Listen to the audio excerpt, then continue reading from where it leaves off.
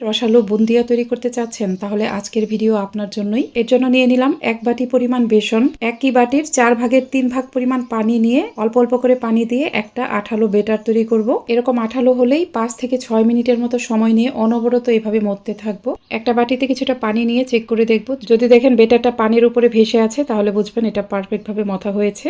এখন অবশিষ্ট পানিটুকু দিয়ে আরেকটু পাতলা বেটার তৈরি করতে হবে। এই বাটি দিয়ে বেসন মেপেছিলাম সেই বাটিরই 4 ভাগের 3 ভাগ পরিমাণ পানি লেগেছে। এখানে অল্প কিছুটা বেটার নিয়ে রেড ফুড কালার মিশিয়ে নিলাম, আরেকটা বাটিতে ইয়েলো ফুড কালার মিশিয়ে নিলাম। তেলটা খুব ভালোভাবে গরম করে নিতে হবে। আর বুন্দিয়া ভাজার জন্য এরকম ছিদ্রযুক্ত চামচ লাগবে। এর কাছে এরকম চামচ না থাকলে যে কোনো প্লাস্টিক অথবা স্টিলের এই ধরনের ঝুড়ি নিতে পারেন। তেলটা ভালোভাবে গরম করে তারপর বুন্দিয়া ভেজে নিব। চামচের উপরে কিছুটা বেটার নিয়ে নিলাম। প্যানের একটু উঁচু দিক থেকে চামচটাকে এক জায়গায় ধরে রাখতে হবে, একটুও নাড়াচাড়া করা যাবে না। বুন্দিয়াগুলো খুব বেশি কড়া করে ভাজবেন না, খুব বেশি কড়া করে ভাজলে এর ভিতরে চিনি শিরা ঢুকবে না। প্রতি ব্যাচ বুন্দিয়া ভাজার আগে চামচটা খুব ভালোভাবে ক্লিন করে নিবেন। সবগুলো বুন্দিয়া ভাজা হয়ে গেলে চিনির শিরা রেডি করে নিব। যেই বাটি দিয়ে বেসন মেপেছিলাম সেই বাটিরই 1 বাটি পরিমাণ চিনি ও হাফ বাটি পরিমাণ পানি নিয়ে নিলাম। ভালোভাবে একটা বলক চলে আসার সাথে সাথে চুলাটা বন্ধ করে দিয়ে কিছুটা ঘি দিয়ে দিলাম ও 2 ফালি পরিমাণ লেবুর রস দিয়ে গরম শিরার মাঝে বুন্দিয়াগুলো দিয়ে ঢেকে দিলাম। চুলার একদম কম আছে 4 মিনিটের মতো ঢেকে রাখবো। 4 মিনিট পর ঢাকনা খুলে নিলাম। 4 মিনিট পর চুলা বন্ধ করে দিয়ে আবারও 15 মিনিটের জন্য ঢেকে রাখবো।